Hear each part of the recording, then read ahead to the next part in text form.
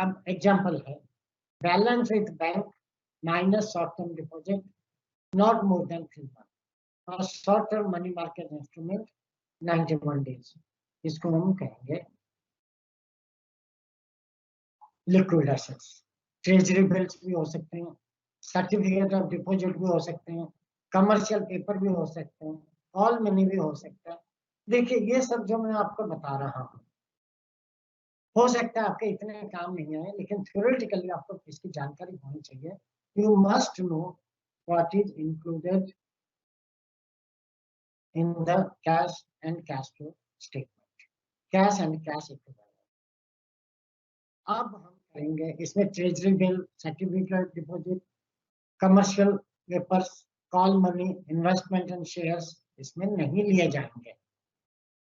मेरा ख्याल है स्टूडेंट्स हमने एक लॉजिकल एंड तक पहुंच गए हैं। अभी हम इसके बाद करेंगे calculation of cash flow from operating, investing and financing activity. How to calculate cash flow from operating, investing and financing activity. Starting with calculation of cash flows from operating, investing and financing activities. सबसे पहला हमारा cash flow from operating activity. What is operating activity? It is the normal principal revenue producing activity. Whatever the business is there, whatever the company is earning from its business, whatever the business is, that is operating activity, or you can say business operation. Suppose a person is dealing in textiles, then textiles is main business. And if he has invested money in bank, that is not his main business. Suppose a company is a finance company. Finance company, let us say bank or small finance company, or it may be any other NBFC. So in their case, interest income will be main activity. Interest income will be from operating activity. But for other businesses, interest income will not be operating activity. It relates to the sale, purchase of goods, services, royalties, fees, commission, etc. So whatever the main business is there, that will be main or operations. Next comes investing activity. Whatever you are earning from your investment. What is your investment? Purchase and sale of long-term assets, such as land and building, equipment, plant and machinery. These are all investments. And these investments are not held for resale. So they are investments. Investments may be in other companies' shares, cash payment to acquire fixed assets, cash advances, loans to third parties, capitalized interest paid, cash payments to acquire shares, warrants, debt instruments of other companies. These are all investment activities. Cash receipts from sale of fixed assets, cash proceeds from sale of shares and warrants or debentures of other companies, they are cash receipts. What does it mean? Investment activity can be cash inflow, it can be cash outflow. What is inflow? From where cash is coming? Cash कहां से आएगा? जब आप fixed assets बेच देंगे, दूसरी company के shares, warrants, debenture उसको बेच देंगे, या आपने किसी को एडवांस दिया था, उससे पैसा आपको वापस मिल गया, ये सारा आपकी कैश रिसिप्ट्स हैं, जो रिसिप्ट्स होगी वो इनफ्लो में शो करेंगे। उसी तरीके से cash payments for fixed assets, cash advance, आपने किसी को एडवांस दिया है, पैसा गया, आपने एसेट्स परचेज किए हैं, पैसा गया। सिंपल सी बात है, आप ये मान के चलिए पैसा आपके पास आ रहा है, वो आपके रिसिप्ट्स हैं, वो इनफ्लो ऑफ कैश है। पैसा आपका जा रहा है, पैसा आपने किसी को पेमेंट कर दिया, वो आउटफ्लो ऑफ कैश। तो inflow and outflow, inflow increases cash, outflow decreases cash. Insurance proceeds for property involved in an accident, it is an investing cash flow. Rent received on land and building, this is also investment cash flow. जैसे कि आपने कोई property का insurance कराया और property destroy हो गई, तो इंश्योरेंस कंपनी ने आपको पेमेंट दिया, आपने क्लेम किया, वो इंश्योरेंस क्लेम है, that is an extra, that is not a business item. Financing activity, the third and the last important is financing. Finance का मतलब क्या है? आप कैसे फाइनेंस करते हैं, आप पूंजी कहां से जुटाते हैं, इसमें क्या क्या हम जोड़ेंगे? Receipts, cash receipts from issue of shares, cash receipts from issue of debentures, cash receipts from long term borrowings. Ordinarily ये तीन हैं, शेयर्स, डिबेंचर्स, लोन्स, ये तीनों रिसिप्ट्स हैं। इसी तरीके से पेमेंट्स है, cash payments of amount borrowed, जो आपने पैसा लिया था, लोन लिया था, उसको वापस कर दिया। रिडम्पशन ऑफ प्रेफरेंस शेयर्स को रिडीम कर दिया।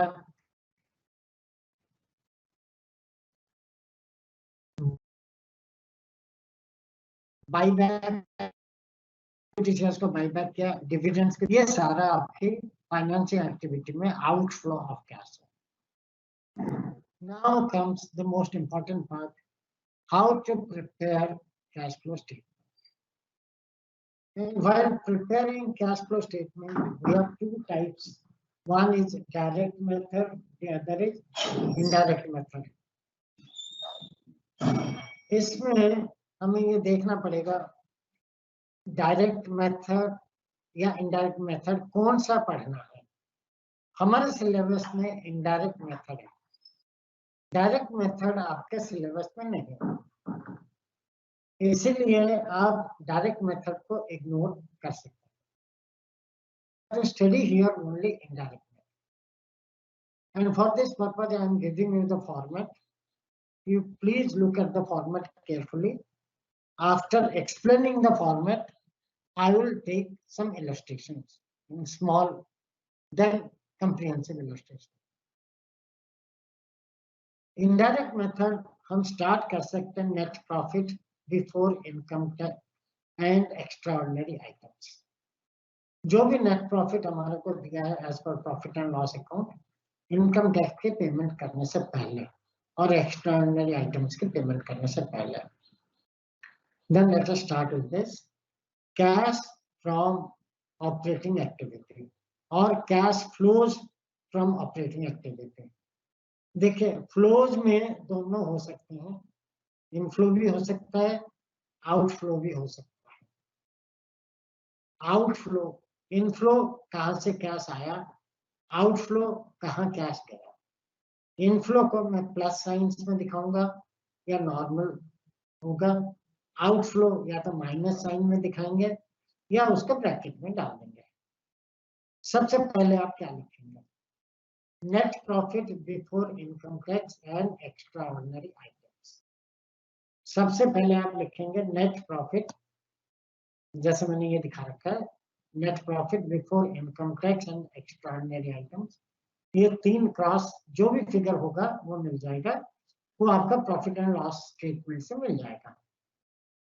इसके बाद we have to make adjustments of non cash and non operating items. Non cash and non operating items,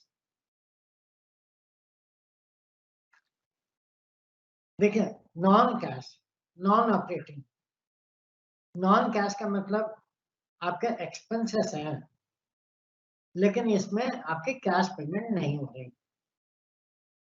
या इनकम में शो कर रखा है लेकिन कैश नहीं आया। नॉन ऑपरेटिंग का मतलब जो बिजनेस ऑपरेशन से रिलेटेड नहीं है। सबसे पहले आप क्या ऐड करेंगे? Depreciation. What is this amount? Depreciation return off during the year.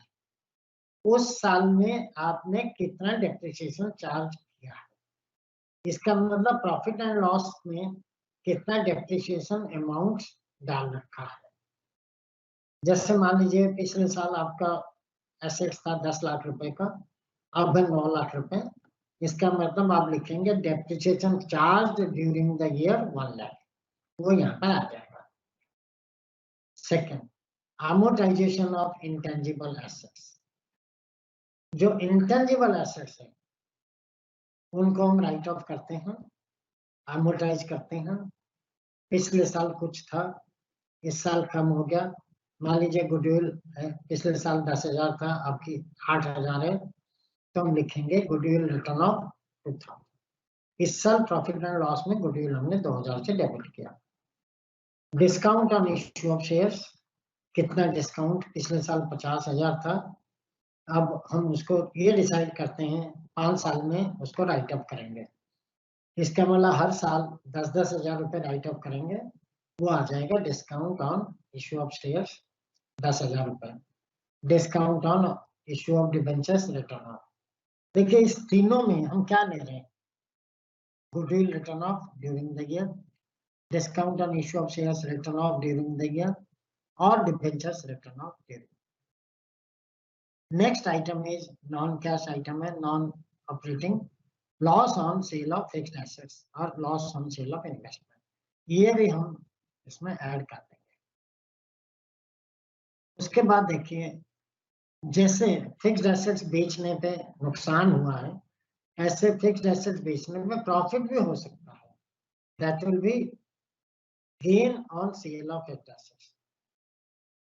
Loss on sale of fixed assets को ऐड करते हैं, gain on sale of fixed assets को माइनस करेंगे। इंटरेस्ट डिविडेंड रिसीव्ड, ये हमने प्रॉफिट एंड लॉस में credit side में दिखा रखा है, कितना इंटरेस्ट मिला, कितना डिविडेंड मिला, लेकिन ये हमारी ऑपरेटिंग इनकम नहीं है, उसको माइनस करेंगे। अब देखिए इसमें दोबारा मैं रिपीट कर रहा हूँ, आप स्टार्ट करेंगे नेट प्रॉफिट से, उसके बाद non cash non operating item को ऐड कर देंगे, अगर कोई नॉन ऑपरेटिंग गेन है उसको माइनस करेंगे, then we get operating profit before working capital changes. Working capital change करने से पहले जो ऑपरेटिंग प्रॉफिट है वो आ जाएगा। इसमें adjustment of changes in working capital. Adjustment of changes in working capital आप ये समझ लीजिए, जो भी हमारे करंट एसेट्स और करंट लायबिलिटीज है बैलेंस शीट, उसमें कितने चेंजेस हुआ उसका एडजस्टमेंट होगा।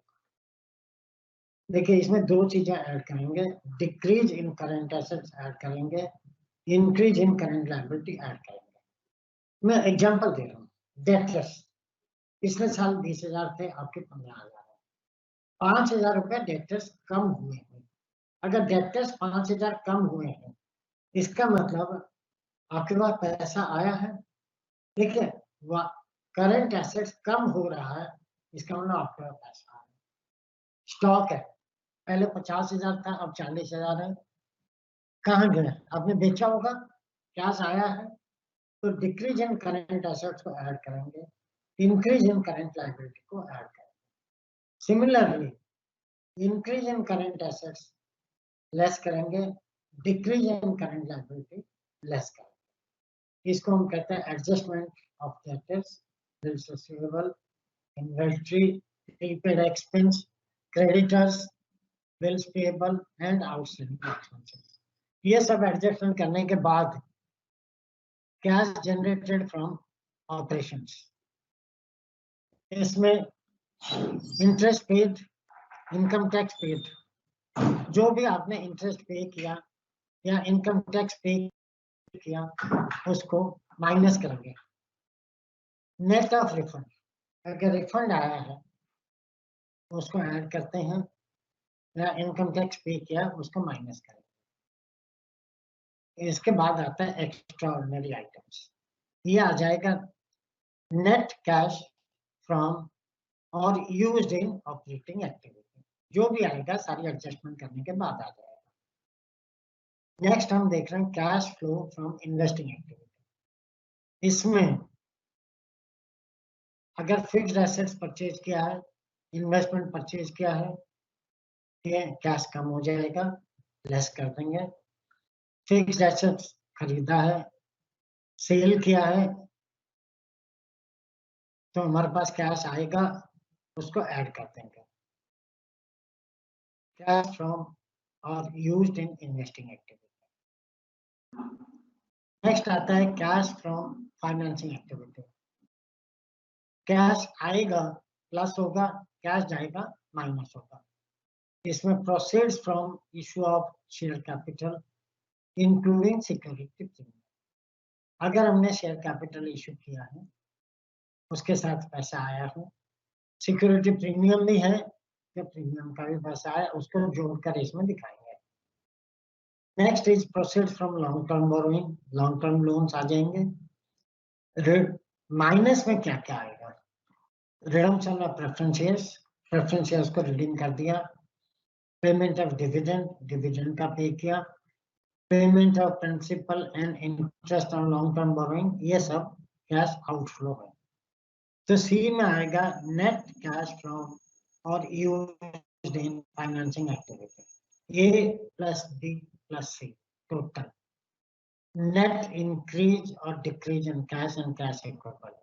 इसमें जो बिगनिंग ऑफ द ईयर में कैश एंड कैश इक्विवेलेंट था वो ऐड कर दीजिए, then you will find net cash and cash equivalent at the end of the year. मान लीजिए एक साल में आपका 1 लाख रुपए कैश बढ़ा है और बिगनिंग में 10,000 रुपए था, तो 1 लाख जमा 10,000, 1,10,000 ये cash and cash equivalent at the end of the year आ जाएगा। ये आप अपनी जो बैलेंस शीट है उससे आप देख सकते हैं। Non-cash investing and financing activity such as purchase of building by issue of shares is shown as a separate note, वो हम अलग से दिखाएंगे। अच्छा, इसके बाद आ जाता है treatment of some important items. मैं ये चाहूंगा जो इम्पोर्टेंट आइटम्स हैं, ये थोड़ा विजिबल भी बढ़िया नहीं है, थोड़ा प्रिंट इसका खराब है, इसको करने से पहले एक इलस्ट्रेशन में आपको समझा देता हूँ, उसके बाद स्पेशल आइटम्स को टेकअप करेंगे।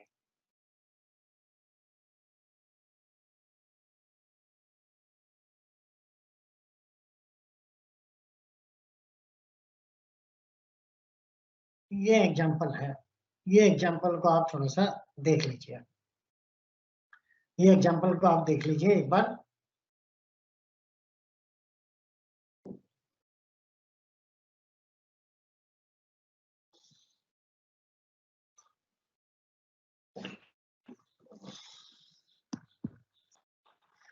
ये आपने देखा होगा,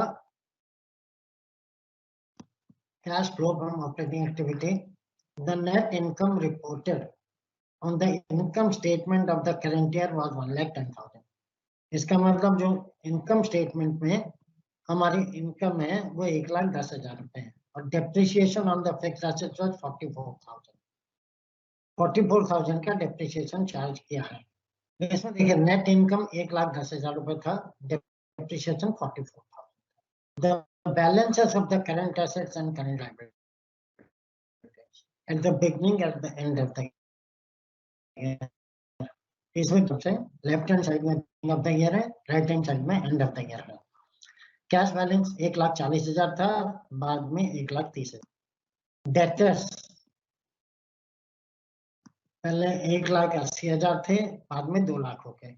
इन्वेंट्री 3 लाख था, 2,90 हुआ। प्रीपेड एक्सपेंस 16,000 था, 15,000 हुआ। अकाउंट्स पेबल 1,16,000 था, 1,02,000 हुआ। Calculate cash from operating activity. इसमें देखिए जब भी हम कैश फ्रॉम ऑपरेटिंग एक्टिविटी निकालेंगे, सबसे पहले हम स्टार्ट करेंगे नेट प्रॉफिट। नेट प्रॉफिट क्या है? 1,10,000। उसमें नॉन ऑपरेटिंग एक्सपेंस 44,000 डेप्रिसिएशन। अब इसका सॉल्यूशन को देखिए।